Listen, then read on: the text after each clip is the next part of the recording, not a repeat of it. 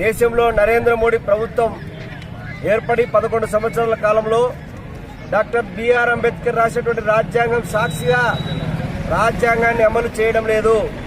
రాజ్యాంగం అమలైతే ఈరోజు మేము అడుగుతా ఉన్నాం, ఏ ఒక్క ఎస్సీ బీసీ మైనారిటీ ఒక వర్గానికి చెందినవాడు ఒక్కడన్నా సంపాదించాడా దేశంలో? కేవలం అగ్రవర్ణాలు పెత్తందారీ విధానాలకి నరేంద్ర మోడీకి ఎవరు అనుకూలంగా ఉంటే వాళ్ళకి మాత్రమే రాయితీలు కల్పిస్తా ఉన్నాడు. అదానీ అంబానీ గ్రూపులకి ఊడిగం చేసేటువంటి విధంగా ఉంది. ఈరోజు అలాంటి వ్యక్తులకి బ్యాంకుల్లో లక్షల కోట్ల రూపాయల అప్పుల్ని తాయిరాల కింద ఈరోజు మాఫీ చేస్తా ఉన్నాడు.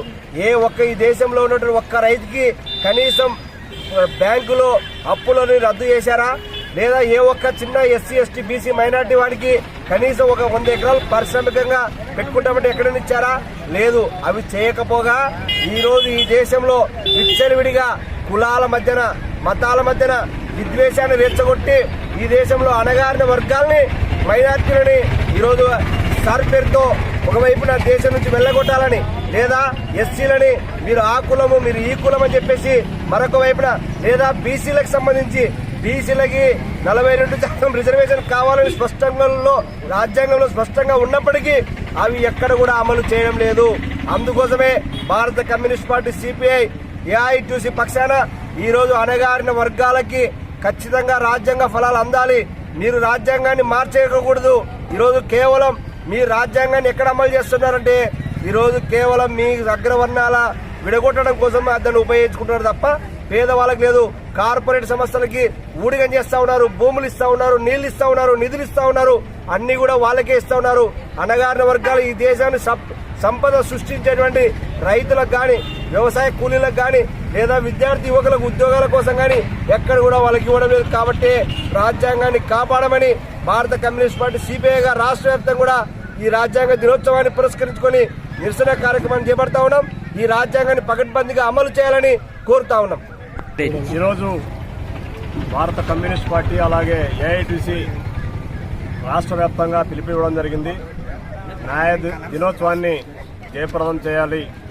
అలాగే రాజ్యాంగం డాక్టర్ బిఆర్ అంబేద్కర్ గారు రాజ్యాంగాన్ని రచించి ఈ దేశంలో స్వతంత్ర ఫలాలు ప్రతి మనిషికి అందాలని చెప్పేసి రాజ్యాంగంలో హక్కులు ఇచ్చిపోయారు. కానీ ఈ రాజ్యాంగాన్నే తూట్లు పడుస్తూ రాజ్యాంగ హక్కులు అణగారిన వర్గాలకు, వెనకబడ్డ వర్గాలకు, మైనారిటీలకు అందుకోకుండా ఈ దేశాన్ని పరిపాలిస్తున్నటువంటి ఎన్డీఏ ప్రభుత్వం ప్రధాని నరేంద్ర మోడీ గారు ఈ 11 సంవత్సరాల కాలంలో మైనారిటీలను, క్రిస్టియన్లను పక్క వాళ్ళ మీద వివక్ష చూపిస్తూ ఈ దేశంలో హక్కులు లేకుండా చేయాలని పక్క ప్రయత్నం జరుగుతూ ఉంది. అంతేకాదు ఈ హక్కులన్నీ రాజ్యాంగం ద్వారా వాళ్ళకు అందుతాయనే ఉద్దేశం మీదనే ఎవరైతే అన్ని రంగాల్లో పనిచేసేటువంటి వర్కర్స్ పేదలంతా పనిచేస్తారు. ఈరోజు మెడికల్ కానీ, మున్సిపల్ రంగం కానీ, కాలువలు ఉడిచే కాటుంటే, కసులు ఉడిచే కాటుంటే, కలెక్టర్ ఆఫీసులో మళ్ళా క్లీన్ చేసాక వరకు అణగారిన వర్గాలే పనిచేస్తారు. వీళ్ళందరికీ కూడా సమాన హక్కులు 78 సంవత్సరాల స్వతంత్ర కాలంలో దళితులకు ఏమైనా హక్కులు ఉన్నాయా? రాజ్యాంగ హక్కులు అందడం లేదు. అందుకోసమే రాజ్యాంగ దినోత్సవం ఈరోజు న్యాయ దినోత్సవం రోజు ఒక్కసారి ఈ పాలకులు కళ్ళు తెరిపించాలని చెప్పేసి ఈరోజు ఈ ఆందోళన నిర్వహణ చేస్తా ఉన్నాం. అంతేకాదు ఈరోజు రాజ్యాంగ మహిళలకు సంబంధించి కూడా స్వతంత్రం వచ్చిన రాజ్యాంగంలోనే ఉంది రాత్రి వేళల్లో మహిళలు పని చేయకూడదని. కానీ ఇప్పుడు నరేంద్ర మోడీ వచ్చిన తర్వాత రాత్రి వేళల్లో కూడా మహిళలు పని చేయాలి అని చెప్పేసి ఒక చట్టాన్ని తీసుకొని వచ్చాడు. మననే 4 లేబర్ కోడ్స్. దీనివల్ల అనేకమైనటువంటి మహిళల మీద అత్యాచారాలు జరిగే అవకాశం ఉంది. వాళ్ళకు అణచివేసేటువంటి, నిర్బంధించేటువంటి అవకాశం ఉంది. ఇది కార్పొరేట్లకు అనుకూలమైనటువంటి మరి శ్రమ దోపిడీ చేసేటువంటి నిర్ణయం వల్లనే ఈరోజు మహిళల మీద దాడులు జరుగుతూ ఉన్నాయి. ఈ దేశంలో అనేక మంది మహిళలు ఈరోజు స్కీమ్ వర్గాల్లో ఉన్నటువంటి వాళ్ళందరికీ వేతనాలు పెరగడం లేదు. అలాగే అణగారిన వర్గాలకు ఈరోజు ఆర్థిక స్వేచ్ఛ లేదు, అలాగే రాజకీయ స్వేచ్ఛ లేదు, రాజకీయంగా ఎదుగుదల లేదు. రాజ్యాంగ హక్కులున్నా సరే దాన్ని పక్కకు పెట్టి ఈరోజు ఈ రాష్ట్రంలో పరిపాలిస్తున్నటువంటి కూటమి ప్రభుత్వం కూడా చంద్రబాబు నాయుడు ఇష్టం వచ్చినట్టు అరాచక పాలన కొనసాగుతుంది. దానికి మూలమే ఈ డోన్ పట్టణంలో కూడా ఒక అరాచక పాలన కొనసాగుతుంది. ఈరోజు దళితులైనటువంటి సిపిఐ మండల కార్యదర్శి నారాయణపైన అకారణంగా ఈరోజు బట్టలిప్పి కొట్టినటువంటి పరిస్థితి. ఈరోజు ఎన్డీఏ ప్రభుత్వానికి నాయకత్వమైనటువంటి పాలకులు కాదా? వాళ్ళకు మడుగులొస్తున్నటువంటి రాజ్యాంగ హక్కులను ఈరోజు దళితుల మీద ప్రయోగించడం ఏమాత్రం ఇది కరెక్ట్ అనేది సమాధానం చెప్పాలా.